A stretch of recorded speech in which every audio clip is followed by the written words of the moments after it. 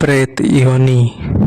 મિત્રો, આજના સ્ટોરી વિડીયોમાં આપણે પ્રેત યોનિ વિશે માહિતી મેળવીશું.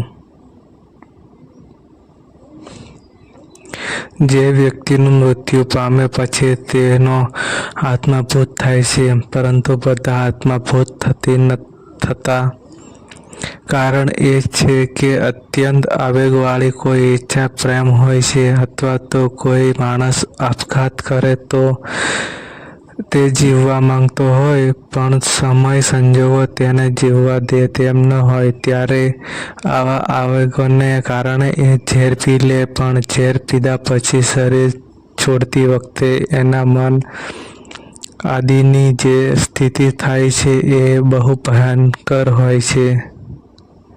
એ કારણે તે પ્રેત થાય છે. પ્રેતનો એવો સ્વભાવ છે કે તે દશામાં જેના પ્રત્યે છે તેને આક્રોશ રહ્યો છે તે દંત જતો નથી, કાયમ રહે છે. એટલે પછી તે કોઈને કોઈ હેરાન કરે છે. તેને જીવતા જેણે દુઃખ પહોંચાડ્યું હોય એ લોકોનો ઉદ્ધાર એની મેળે વખત આવતા થાય છે. ધીમે ધીમે કામ કરીને કામ સંધાય પછી તો એનો હવન પણ કરવો પડેલો. હવન અને 7 જાતના લોટ લેવા પડેલા. મનુષ્ય આકારનું તેનું પૂતળું બનાવેલું અને હવન કરીને તેને હવનમાં હોમવાનું, એમાં ઘી હોમવાનું એટલે પૂરેપૂરું બળી શકે. મંત્રોચ્ચાર કરીને તેને બાળવાનું એટલે પેલાની યુક્તિ થાય. આવી ક્રિયા હું કાંઈ જાણું નહીં, પણ મને એવી પ્રેરણા થાય એ પ્રમાણે હું કરું.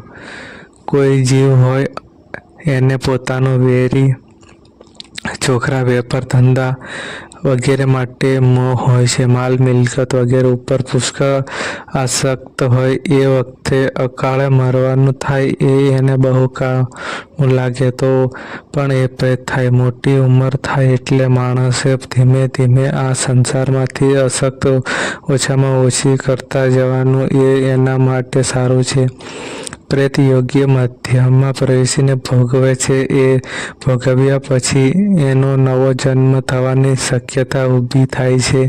આપણા કરતાં પ્રેતની ભોગવવાની તૃષ્ણા બહુ જબરી તીવ્રતાવાળી હોય છે. પેલા જીવનું શરીર પણ પ્રેતના લીધે લથડી જાય છે.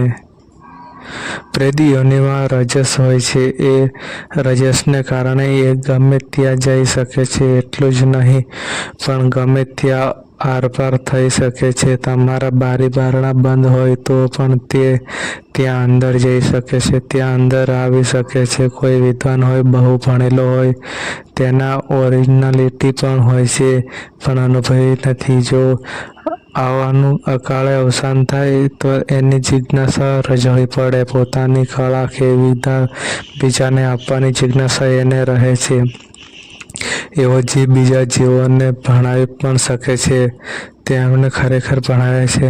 એને ભણનારને ખ્યાલ નથી આવતો કે તેમને આટલું ક્યાંથી આવડી રહ્યું છે.